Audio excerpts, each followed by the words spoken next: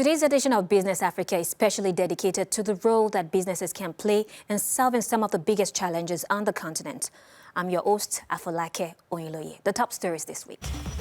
The Global African Business Initiative is launched on the sidelines of the United Nations General Assembly. The initiative brings together key stakeholders on the continent's development. Experts advise African governments to look inward and mobilize domestic resources rather than rely on external funding to fill climate financing gaps. Delayed rehabilitation works on key roads linking Cameroon, Nigeria and Guinea are costing billions of losses in trade and transport.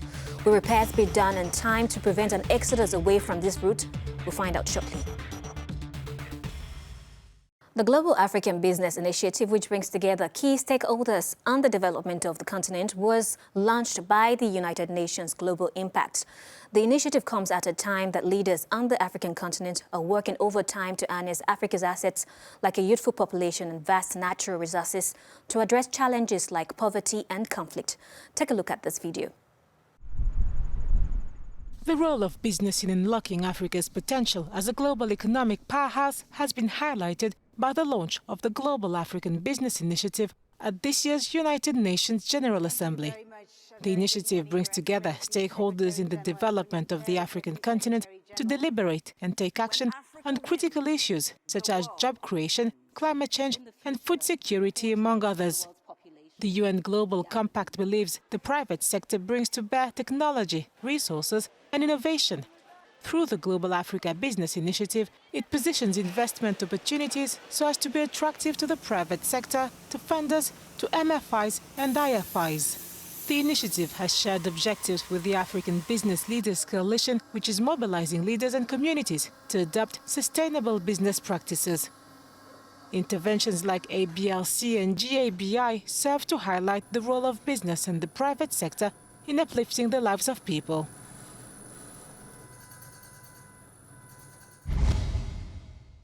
We now talk to Sandel Jiambo, Assistant Secretary General and CEO of UN Global Compact, to shed more light on the collaboration between the UN and the Global African Business Initiative.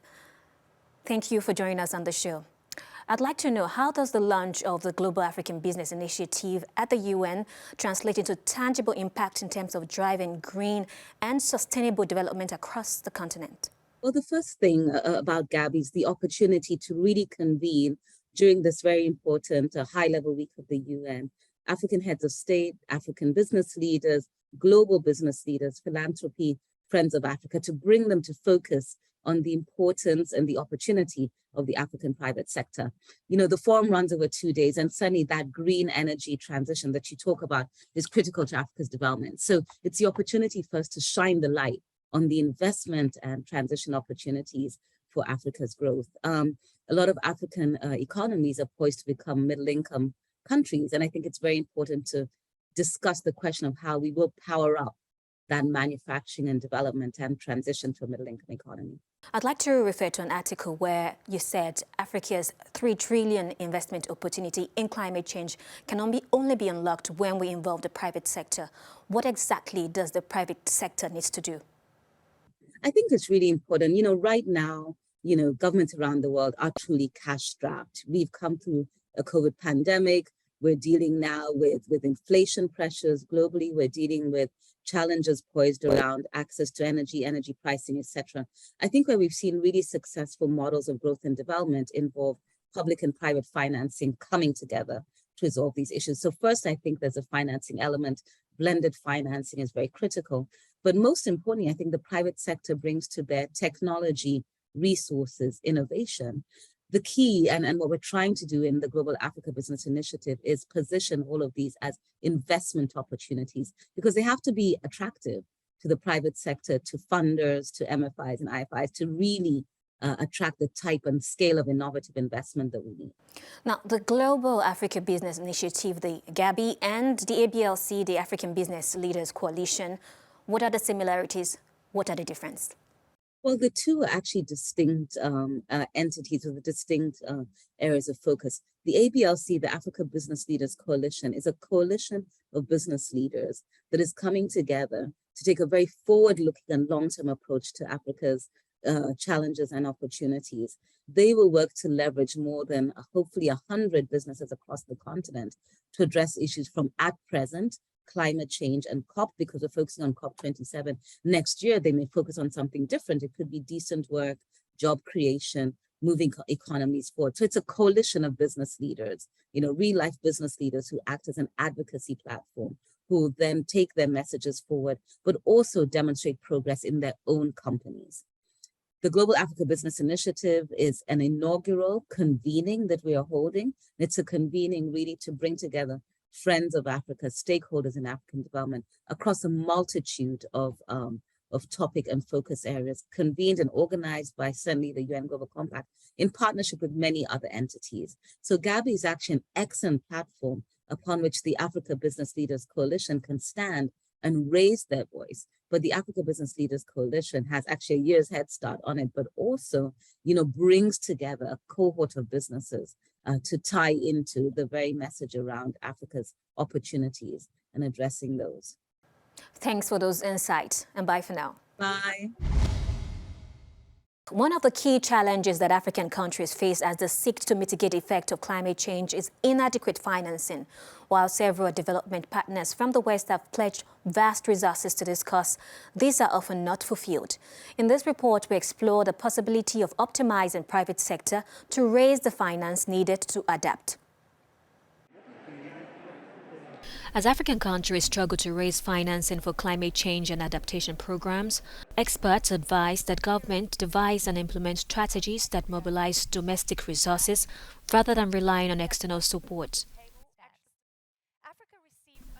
Mali Fofana, who raised $8.5 billion for the government of Burundi and Guinea, says the key to successful raising funds to climate change adaptation is having the right policies, institutions, and program in place. And also we look at the sector, the current financial instrument that exists to support the development, not focusing on the SME. And we know in Africa, we have about 44 million SMEs that running the economy. So those things really link to our context, right? And when we say that we need that 2.3 or 1.3 trillion, to support that climate change trends, our Africa model needs to change, and that needs to shift and really something that really adapt to our reality. Fofana also advised that climate change adaptation projects must be inclusive right from conceptualization to implementation if they are to be embraced by communities. Youth network to really making sure what we're designing is quite inclusive. That co-designing is quite important, and the co-process, co-creation should happen, and that will help the government to have something solid, but also something that will reflect the reality and attract more investors as well. The world estimates that up to $2.3 trillion is needed to implement climate change program in Africa, which makes these resource mobilization interventions very critical.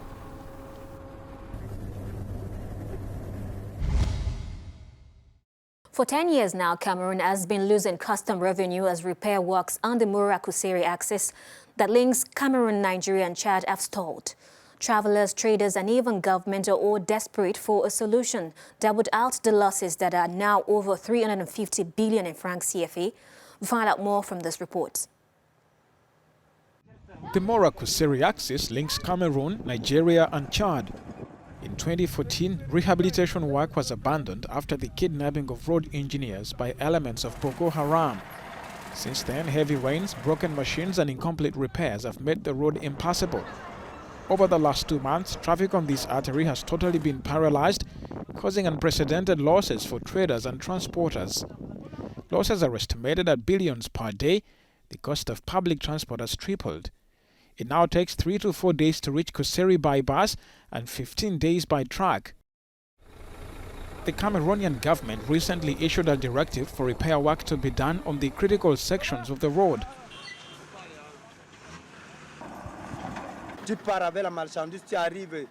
For example, I carried potatoes. Because of the delays and the state of the road, the potatoes are rotting. I'm now told that 500,000 francs will be taken out of my pay because the road is bad. Am I responsible for this damage? Taking about 14 days or 15 days on the road. Before we were taking about 2 days, 3 days. And now we are about 20 days now. we go from Marwa to Kusiri. Trucks carrying merchandise due 4 days before arriving in Tilda. The Banga Tilda is 40 kilometers, so it takes 4 days. There are days when we hardly do 1 kilometer per day. We can't move more than that. Chadian traders are considering turning to Sudan, and trade amongst the three countries is taking a heavy toll. That story from Cameroon brings us to the end of this week's Business Africa program. We hope now you have a better appreciation of just how critical the private sector is to the development of the continent. For more business stories and news, stay tuned to Africanews and Africanews.com.